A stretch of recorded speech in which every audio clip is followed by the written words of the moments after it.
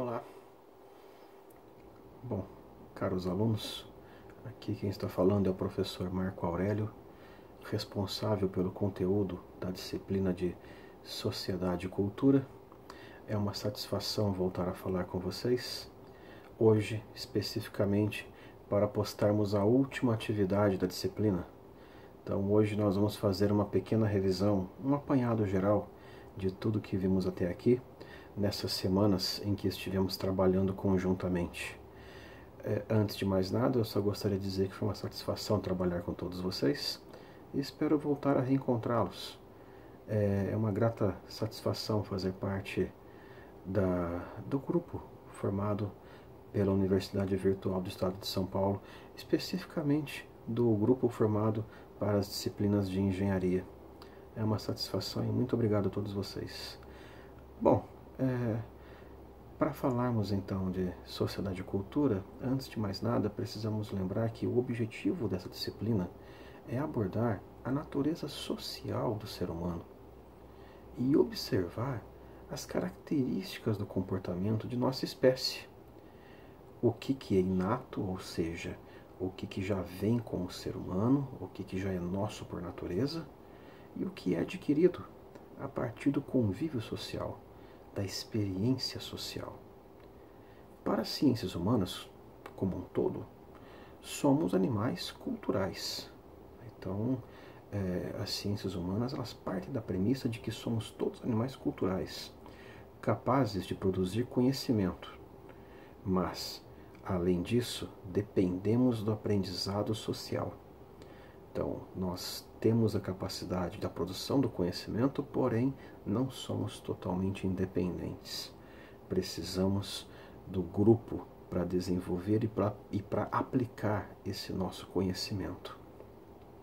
Nossa diferença em relação a outras espécies foi garantida pelo desenvolvimento de capacidades sociais. Então, a antropologia ela explica a nossa capacidade de nos comunicar, a complexa fala que desenvolvemos, a cooperação entre espécies, as regras de convivência coletiva desenvolvidas ao longo dos tempos. Então, essas regras sociais é que nos dão um diferencial em relação a outras espécies que também são sociais como nós, mas que dependem ou que não atingiram o nível de especificidade de desenvolvimento cognitivo que nós conseguimos. Isso só foi possível porque o comportamento humano, diferente dessas outras espécies, foi orientado pela cultura. Nós não nos orientamos apenas e exclusivamente pelos instintos. Através da cultura, nós nos diferenciamos dessas outras espécies de animais. Se o ser humano não tivesse desenvolvido a vida em sociedade baseada numa cultura, provavelmente nossas capacidades não seriam exploradas. Então, foi necessário esse desenvolvimento para chegarmos onde estamos.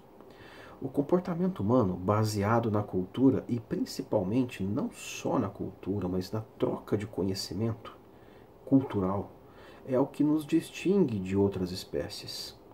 Nós não dependemos apenas da sorte, do desenvolvimento biológico, da herança, do determinismo, da transferência de genes ou do componente genético que nos marca, ao contrário de outras espécies. Mas afinal, o que é cultura? Uma definição bem ampla e que devemos sempre pensar em cultura como algo mais irrestrito possível é justamente a ideia de que é um conjunto de conhecimentos que envolvem as crenças, as artes, a moral, a honra, a ética, a justiça, os costumes em geral e toda e qualquer habilidade desenvolvida pelo ser humano enquanto membro de uma sociedade. A diversidade cultural que existe e que é comprovada diariamente só pode reforçar a tese de que a cultura ela é resultado da interação do indivíduo com o meio, com a sociedade em que ele foi criado, desenvolvido, ou em que ele se posicionou. Já repararam que quando começamos a conviver com outros grupos, reparamos nos costumes, reparamos nos hábitos dessas pessoas? Isso não é à toa. Estamos nos adaptando ao ambiente em que estamos vivendo e estamos tentando aprender com eles, antes até mesmo de começar a agir, né? Então, ao mesmo tempo que aprendemos e reproduzimos nossa cultura, colaboramos para as suas mudanças e para manter hábitos, para manter tradições. Muitas vezes, quem reconhece a importância de uma tradição local é justamente quem não está lá, não é quem vive ali. Quantas expressões culturais teriam sido perdidas ou estariam em risco não fosse a admiração de pessoas que não foram as responsáveis pelo desenvolvimento delas? Cotidianamente acabamos acostumando a uma questão de rotina e deixamos de dar valor e perceber da importância que há nas culturas, nos atos, nas tradições locais, né, em hábitos simples do dia a dia, e deixamos de reparar que aquilo é um diferencial da nossa cultura, da nossa sociedade. E como sociedade, desenvolvemos um Estado. O Estado, ele nada mais é do que uma pessoa jurídica, uma ficção, criada pela sociedade no intuito de garantir a nossa própria existência em conjunto. Por sermos seres individuais, por sermos seres que buscam o pleno reconhecimento, a plena difusão da sua própria ideia, por sermos seres autônomos, nós vivemos em choque com nossas características sociais. E é muito difícil imaginar que vamos ser regrados por normas advindas de costumes, advindas de grupos sociais, como a família, como a igreja, e acreditarmos que todos irão segui-las também. A sociedade, ela constitui o Estado justamente para ser ele aquele ente capaz de estabelecer uma regra única para todos. Quanto mais complexa é a sociedade, quanto maior ela é em número de pessoas, em número de culturas, em número de tradições, mais difícil é você impor uma regra nesta sociedade. Daí a importância da independência do Estado. Entregamos ao Estado parte de nossa liberdade para que ele garanta a nossa vida em conjunto. Não é possível imaginar a sobrevivência de um ser humano em sã consciência de forma individual, de forma isolada. Nós somos seres gregários.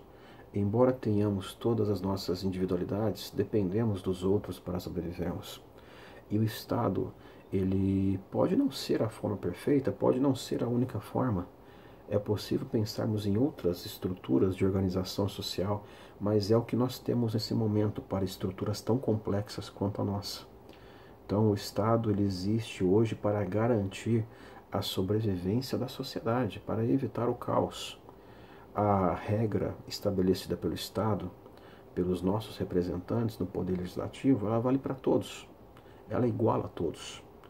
E caso alguém não cumpra aquela regra, existe uma sanção prevista, que pode envolver inclusive a exclusão desse indivíduo da sociedade. Então, o que são as penas restritivas de liberdade? São justamente a atitude de excluir aquele indivíduo da sociedade. Então, eu acredito que dentro de uma visão bem ampla de tudo que nós vimos nesse semestre, são pontos que vocês jamais poderão abandonar durante a análise e os estudos e principalmente durante a avaliação de vocês. Tenham sempre em vista a importância da cultura para o desenvolvimento do ser humano e da sociedade como um todo, e tenham em conta a importância do desenvolvimento da estrutura do Estado para a manutenção de nossa sociedade. Então, Esses são os aspectos mais importantes da disciplina. Eu agradeço a todos novamente. Repito que foi uma satisfação conviver com todos vocês essas semanas. Foi uma experiência nova. Eu sou professor da Universidade de São Paulo, um professor de disciplinas presenciais, e essa é a primeira experiência em EAD e tem sido muito gratificante participar dessas atividades. Novamente, agradeço a todos pela audiência, pela atenção dedicada à disciplina e coloco-me à disposição de todos vocês para dúvidas, eventuais questionamentos, antes ou até mesmo depois da prova, ou até mesmo questões que estejam fora aí do nosso conteúdo específico, mas que de alguma forma vocês achem importante trazer dentro da ideia de cultura, dentro da ideia de sociedade e de desenvolvimento do Estado. Tá? Novamente, muito obrigado a todos e nos vemos em breve. Até mais.